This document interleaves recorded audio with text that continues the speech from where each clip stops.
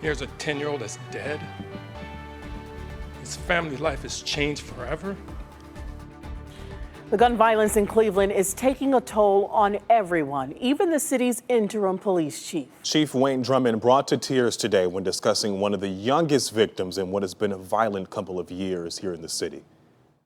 Here are just some of the incidents we've covered over the past 2 weeks. On May 23rd, a 14-year-old killed after police say she was shot in the head while lying in her bed inside a home in Glenville. That same day, 3 men and 2 women were injured after a shooting near Five Points Shopping Center. Then on June 1st, police say a 3-year-old was shot in the leg on Garden Valley Avenue. Just a day later, CMHA officers shot and killed a man on East 98th Street. A day after that, a man was shot at a public square bus stop. And then, just yesterday, a 10-year-old boy died after police say his aunt was handling a firearm. That bullet went through the ceiling and into his bedroom. We have team coverage tonight on this growing problem across Cleveland. News 5 investigator Sarah Buttison has a look at what Mayor Bibb is saying about arming teachers in Cleveland schools. But we're going to start with News 5 investigator Tara Morgan. She's live at City Hall. So Tara, this violence, as you see there, hitting the city's interim police chief very hard. Yes, Chief Drummond is a father and a grandfather. He got emotional when he talked about text messages he received Monday that stopped him in his tracks. The shootings and killings in Cleveland taking a toll at the top. I'm going on about my business, working out. Here's a 10-year-old that's dead. His family life has changed forever. Interim Police Chief Wayne Drummond in tears, talking about a 10-year-old boy shot in his own bed Monday when a bullet went through the ceiling. Chief Drummond speaking as a father, grandfather, and police officer. Life has to go on, and we all know that. So as a police officer for 33 years, I'm thinking to myself, what can I do?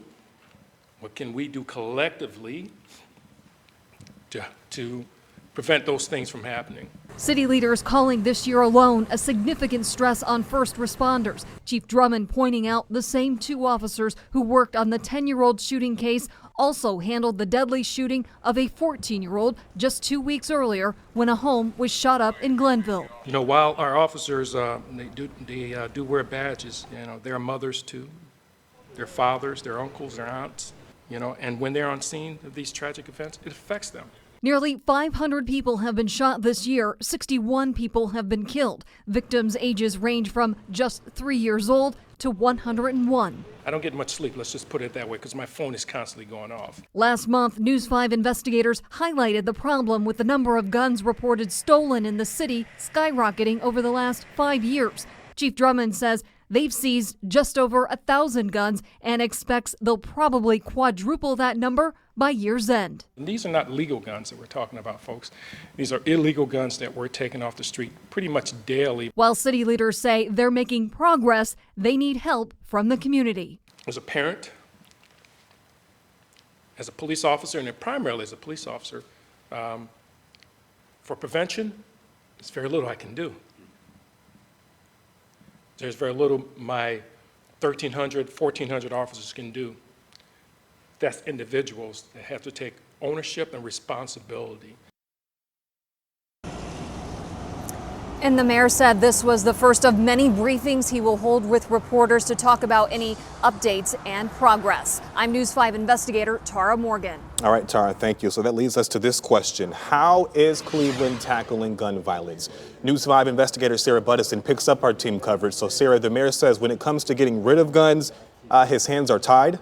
That's right. During the news conference today, the mayor says he's missing something critical that would help keep Cleveland safer. Good gun laws.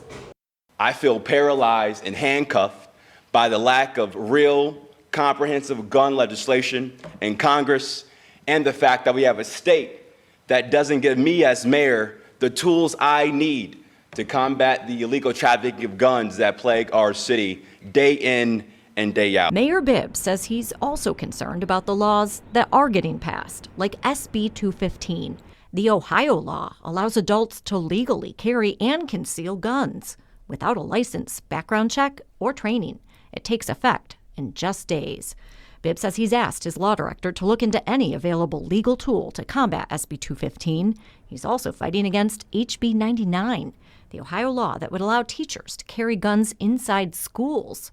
He says no weapons will be allowed in CMSD, and he called on other school districts to adopt the same policy. I'm urging every school district in this city, every school in this city, and every district in this region not to allow weapons in our schools, because arming our teachers with guns is not the solution.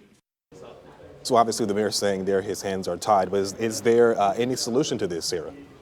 Mayor Bibb says they are working on several. The state has given the city a $1.7 million grant to crack down on gun violence. It will be used to provide programs for kids and buy new technology. Coming up at 6 tonight. I'll have more on those solutions being proposed, including why Clevelanders will soon see more officers on their streets. I'm News 5 investigator Sarah Buttison. Looking forward to that report, Sarah. Thanks so much. So many people in our community have been affected by gun violence, and for some, the pain goes back decades. This afternoon, I talked to Leroy Carter. He's the head coach for the girls track team at East Tech High. Now, during the day, he also works with at-risk students. Back in 1990, Carter tells me he lost his younger brother, Gaston Carter, to gun violence. He was just 18 at the time, killed during a bar fight. It really hurt. You know, that was the first person that was that close to me that die of gun violence, and we was like, you know, two peas in a pod. Now, ever since, he's taken it upon himself to show up to shooting scenes in his community to comfort families. He says oftentimes he knows those affected.